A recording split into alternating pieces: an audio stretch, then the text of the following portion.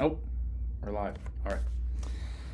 All right. So, Gregory Hayes' translation of Meditations.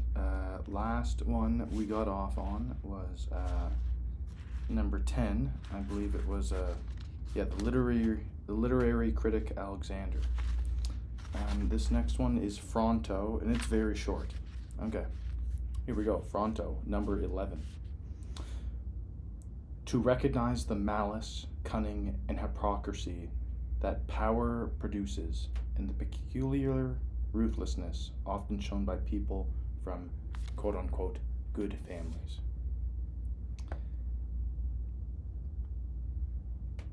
Yeah, so what do we think Marcus Aurelius is saying here? Well, like that old Spider-Man quote, with great power comes great responsibility. And I think what he's saying here is, yeah, it looks like if that's not handled responsibly with the best interests of fellow man or fellow humankind in tow, there can be, malice, kind of like ill intentful, and I don't want to say outrightly evil, but to maintain that power, sometimes people can use methods and or means that are just not very kind or nice or ill-intentioned towards their fellow person or fellow man in order to maintain that power, or at the very least like not lose it. And then the peculiar ruthlessness often shown by people from good families. So I think now this one, I know what he's saying here. I'm trying to put it into words though, but like like a good family might be strive to teach their kids to be ambitious, hardworking, responsible, kind. But I think where this one is going though is more so ambition and striving towards goals, and how quickly that can just turn into putting other people down so you can step on them to get ahead towards your goal or towards your ambition.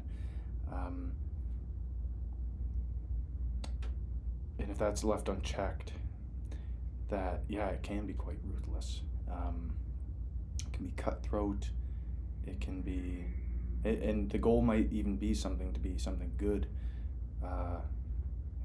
making a nice restaurant that serves the community good quality food, or a grocery store, or really you name it. Like the business might produce an overall value to society or the charity or what have you, but and the person running that from a family like this, it takes a certain level of power and responsibility and ambition to get to that point.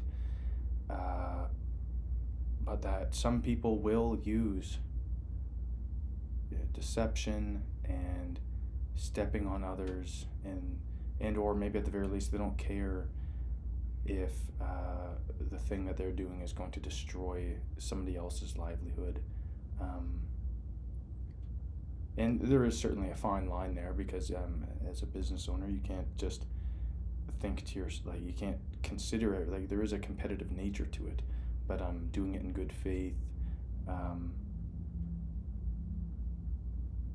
I would say that's where he's getting at here. People doing things not in good faith or necessarily respectfully or fairly in order to get ahead, and maintain power.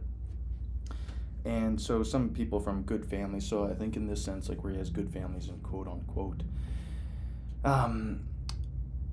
I think he's in a way attributing like good with powerful or influential families, because there's also numerous examples of people who have gone and done extraordinary things for the community, and they're powerful and influential, but yet they also donate often to charity and provide charitable events and give a good product or service at a good value to the community, and they're not stepping on anybody's throat in order to do that. And that is extremely commendable as well. They're responsibly and with good intentions using that power and influence. But yeah, I think that's all he's saying though here is just to recognizing that